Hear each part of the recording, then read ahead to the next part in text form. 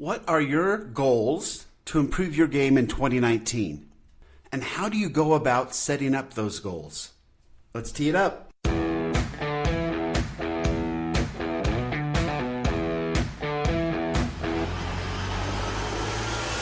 Welcome to Data Access Golf, your home for rapid golf improvement. And now, from the thin air of the Rocky Mountains, next on the number one tee, your host, Aaron Stewart. Hello, everyone. Welcome to another episode of Data Access Golf. Thanks for being here today. What I wanted to kind of get into for the remainder of the year, which is not very long, obviously, is talk about what sort of data we can use to properly set up realistic goals for 2019. So I thought we could kind of jump in and we'll use the PGA Tour. We'll look at actual players and their statistics and try to come up with a plan for us in 2019 with realistic expectations based on data from the best players in the world, and then we can kind of come up with a plan for ourselves. It's really helped me sort of put my expectations in a realistic place, which is important because as you're trying to get better at the game of golf, having unrealistic expectations can be super frustrating, and frustration is absolutely the worst thing you can feel when you're trying to get better at something, right? So we want to keep ourselves in the proper frame of mind to improve our game, but we want to do it within the confinement of what's realistic, right? Let's not set up goals that are so lofty and so ridiculous that they're unattainable. So let's look at that. So the first one I wanted to look at is accuracy off the tee, driving accuracy. And so I've just gone to PGAtour.com and I've looked at the stats for driving accuracy for 2018. And we're going to create sort of a benchmark for ourselves by looking at the average of the PGA Tour. Now, some would say, look, they're professionals, they are highly skilled, they practice all the time, they have access to all the latest technology. All of that is very, very true. But they also hit the ball a lot further than we do.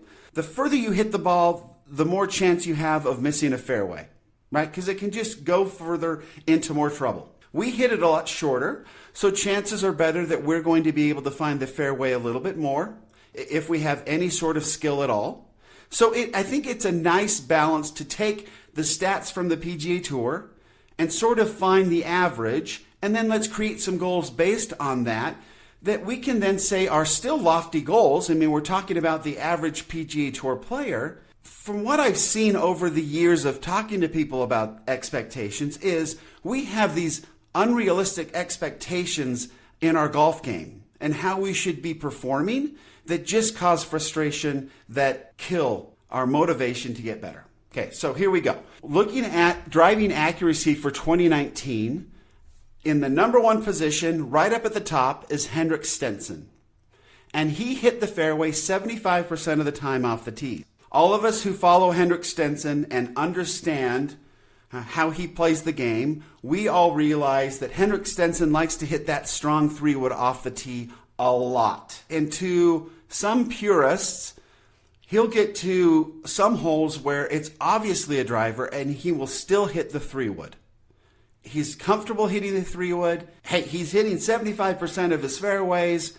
He likes to play from the fairway, so it seems to be a good decision for him. Now, how much distance is he losing? I think is a good question. So I did jump back to kind of see what his average distance is, and is 291 and a half yards off the tee. Now, all of us would love to average 291 off the tee with the driver, right? So he does move it out there, but as far as where he finishes, if you look at the entire tour, he's placed at 139th in driving distance out of roughly 200. So yes, he has given up some distance, but he's hitting the fairway 75% of the time, and I believe that he made somewhere in millions, right? He made $2.6 million last year, so okay, right? We're going to give it to him. It seems to be working for him. All of us could probably live off $2.6 million, and if we could do that by hitting a 3-wood off the tee and hitting 75% of our fairways, we would love it. Okay, so there's one. There's the top end. Okay, he leads the PGA Tour at 75% of fairways hit. Great. Okay, so let's look at the next one. So we're going to drop down now to the very bottom, and this is Mr. Ricky Barnes.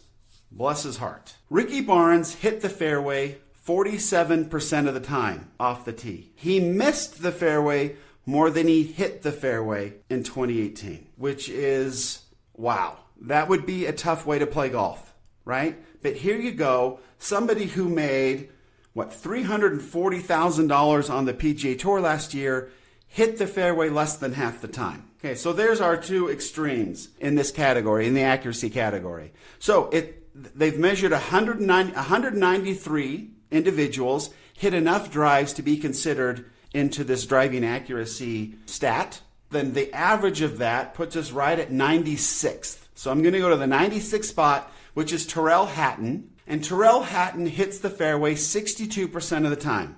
Okay, let's use that then as the benchmark.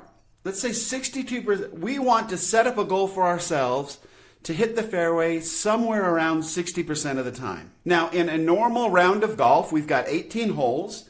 Typically, 4 of those holes are going to be par 3s, so we're going to throw those out. And now we're talking about 14 holes.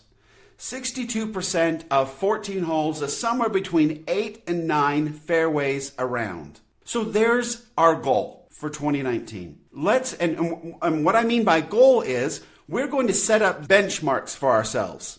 This is where we want to hang out and play golf. If anywhere along, and we're going to track our performance, anywhere along the line, if we fall below these benchmarks, then we know that's the part of our game that we need to spend a little extra time on. We're amateurs. We don't have time to practice every day, all day. So let's practice on those parts of our games, not living up to some sort of a benchmark that we've made for ourselves. So we're saying between 8 and 9 fairways around.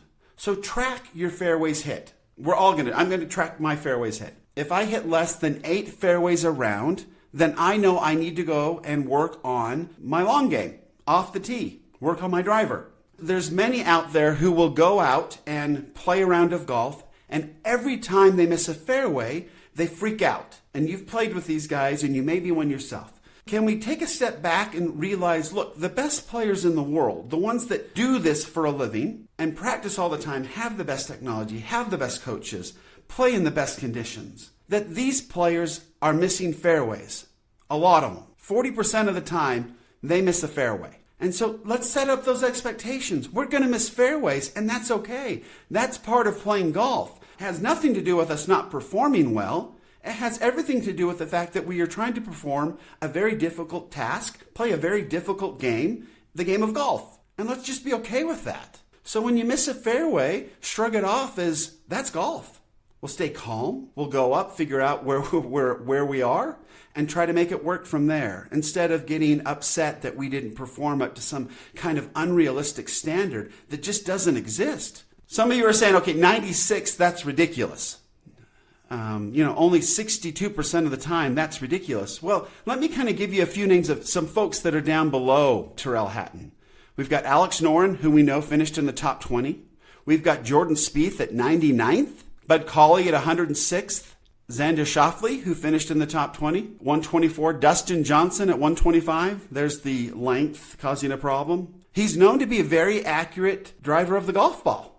I mean, in the U.S. Open, they talked about it nonstop, how he could just, boom, he was so accurate with his driver. Well, he's 125th on tour. He's hitting the fairway 60% of the time. He's missing it 40% of the time. Tiger Woods, less than 60%.